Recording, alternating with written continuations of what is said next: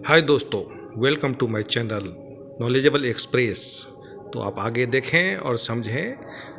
आप आज देखेंगे मेरे चैनल में, जो कि नॉलेजेबल एक्सप्रेस का चैनल है मेरा, और मैं लगातार आप लोगों के लिए इस पर वीडियो डालते रहता हूं।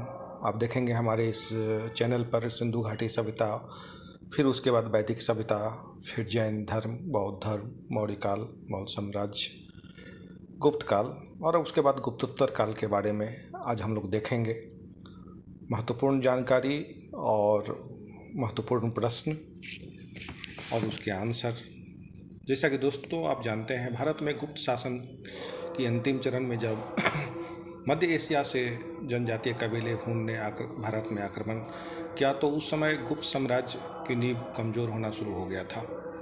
अनेक जनजातीय सामंतों एवं शासकों ने साम्राज्य के विस्तृत क्षेत्रों में अलग अलग छोटे छोटे राजवंशों की स्थापना कर ली थी, और उत्तर भारत में हुन, पुष्यभूति, मौखरी, गौड़ और मैत्रक जैसे प्रमुख जनजाति शक्तियाँ फैल गई थी।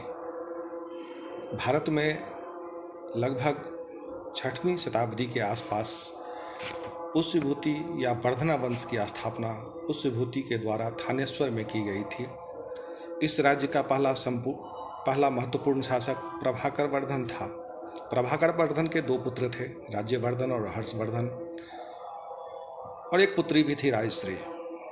राजवर्धन प्रभाकर वर्धन के बड़े पुत्र थे तथा हर्षवर्धन उसके छोटे पुत्र थे, और प्रभाकर वर्धन ने अपनी पुत्री राजश्री का विवाह उत्तर प्रदेश और बिहार के क्षेत्र में शासन करने वाले कन्नौज वंश के मुखरी राज्य के शासक ग्रहवर्धन के साथ करवाया था।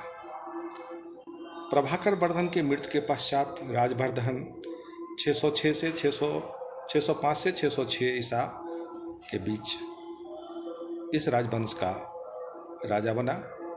राजवर्धन की हत्या के बाद उसके छोटे भाई हर्षवर्धन ने लगभग 606 ईस्वी में सिंहासन को संभाला। राजवर्धन की हत्या के बाद उसके छोटे भाई हर्षवर्धन ने लगभग 606 ईस्वी में सिंहासन को संभाला, और इसी वर्ष से हर्ष युग की शुरुआत किया गया था। आपको पता होगा, हर्षवर्धन को शिलादित्य के नाम से भी जाना जाता है।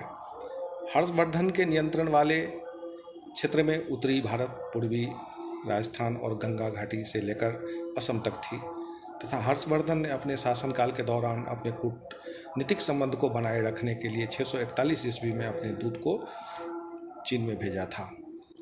प्रसिद्ध चीनी यात्री ह्वेनसांग हर्षवर्धन के शासनकाल में भारत आए थे। उन्होंने लगभग 8 वर्ष 635 से 643 ईसा तक भारत में समय बिताए। उसने अपनी पुस्तक सियूकी में अपनी यात्रा तथा तत्कालीन भारत के विवरण के बारे में उन्होंने बताया। ह्वेनसांग के वर्णन से हर्षकालीन भारत की सामाजिक, आर्थिक, धार्मिक तथा सांस्कृतिक अवस्थाओं का परिचय भी मिलता है हमें। हर्षवर्धन एक कुशल लेखक थे। उन्होंने 3 संस्कृत नाटक लिखे थे, जिसके नाम हैं नागानंद, रत्नावली और प्रियदर्शिका। हर्षवर्धन एक अच्छे कुशल लेखक थे। उनके दरबार में एक विद्वानों के समूह थे। उनके विद्वानों के समूह में बाणभट्ट नामक एक महान विद्वान और कवि थे। बाणभट्ट ने हर्षचरित और कादम्बरी नामक पुस्तक की रचना की थी। कादम्बरी पुस्तक महान साहित्यिक योग्यता का एक काव्य के रूप में आधारित है।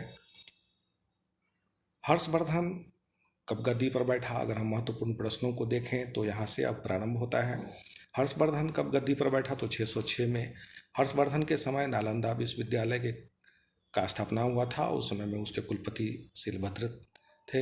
हर्षवर्धन की राजधानी थानेश्वर वर्तमान में वो हरियाणा में है।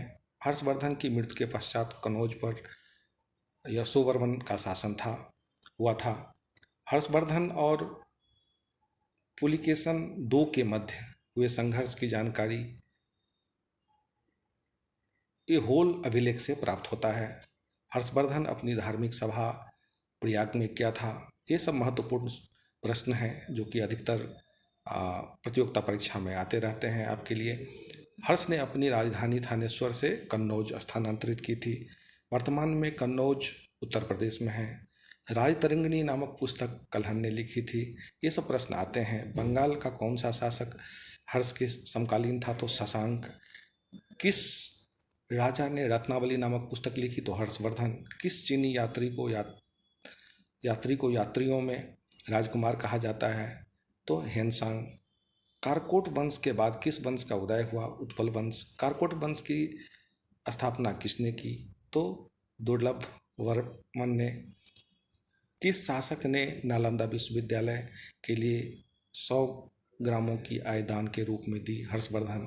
किस व्यक्ति को द्वितीय अशोक कहा जाता है? तो हर्षवर्धन को। तो मित्रों, हर्षवर्धन के बारे में काफ़ी अच्छी जानकारी है, जो अधिकतर महत्वपूर्ण जानकारी जो जनरली प्रतियोगिता परीक्षा में आता है वो हमने देने का कोशिश किया।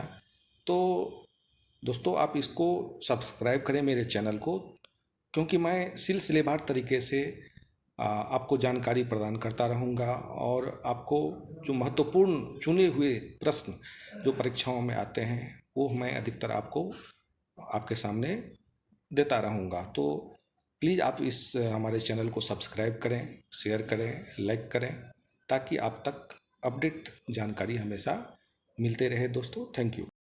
एक सब्सक्राइब ज़रूर कर दें आप लोग, क्योंकि मेरा मनोबल ऊंचा होगा और आए दिन मैं वीडियो हमेशा आप लोगों के लिए बनाता रहूँगा। Thank you.